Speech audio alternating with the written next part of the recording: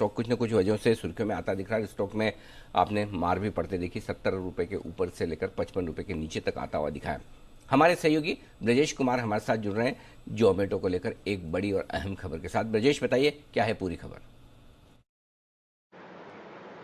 बिल्कुल, खबर यह कि कुछ बड़े जो निवेशक हैं जिन्होंने जोमेटो के शेयरों में पैसे लगाए थे, उन्होंने सेबी को चिट्ठी लिखी है और इस बात का आरोप लगाया है कि कंपनी ने जो ब्लिंकिट की डील हुई है उसको लेकर समय पर जानकारी नहीं दी, जिसकी वजह से उन्हें नुकसान हुआ। क्योंकि जब से ये डील हुई उसके बाद से कंपनी के शेयरों में लगातार गिरावट ही देखी जा रही है। इस बात का भी आरोप लगाया है कि कुछ ऐसे निवेशक थे जिनको इस बात की पहले से जानकारी थी कि ये डील होने वाली है और उन्होंने इसका फायदा उठा लिया।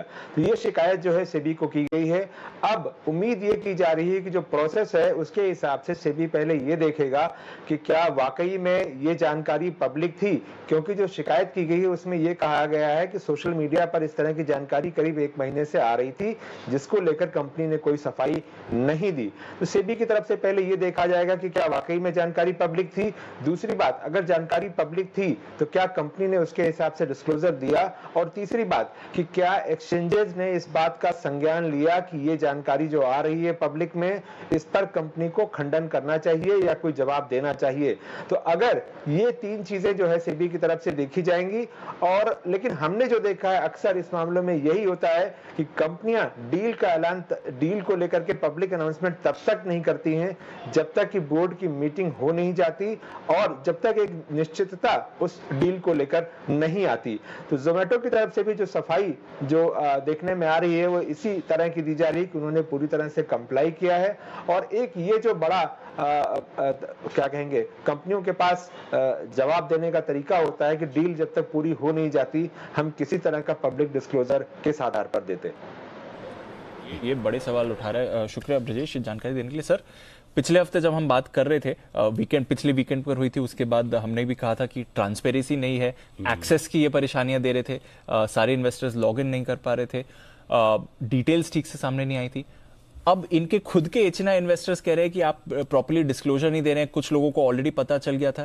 ये तो और सवाल उठ रहे हैं सर गवर्नेंस को लेकर। 2 चीजें हैं दीप। जो मुद्दा हमने उठाया था, हमारा मुद्दा थोड़ा सा अलग था। वो ये था कि बड़े और छोटे निवेशकों दोनों में भेदभाव ना हो। चाहे वो बड़े निवेशक मतलब फंड्स हों, छोटे निवेशक मतलब एचएनआई और रिटेल इन्वेस्टर्स हो, सबको जब भी कंपनी अपनी कॉन कॉल करे, एनालिस्ट मीट करे, सबको जानकारी दे तो एक समय पर दे।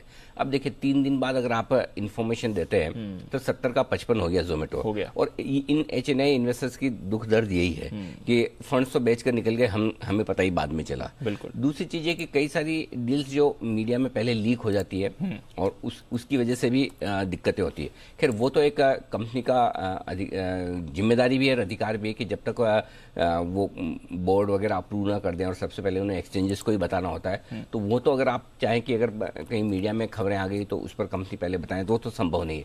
लेकिन क्या संभव है, क्या होना चाहिए, वो ये कि अगर आप जानकारी आप दे रहे हैं तो सबको एक साथ दें।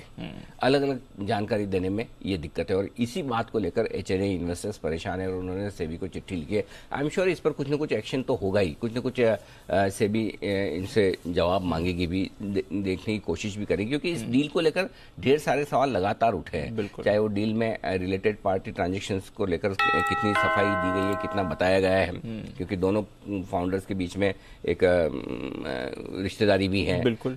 इसके अलावा डील को लेकर भी सवाल उठ रहे हैं कि इतनी लॉस करने वाली कंपनी जो वित्त वर्ष 2027 में जाकर ब्लिंकिट प्रॉफिट में आएगी, ऐसी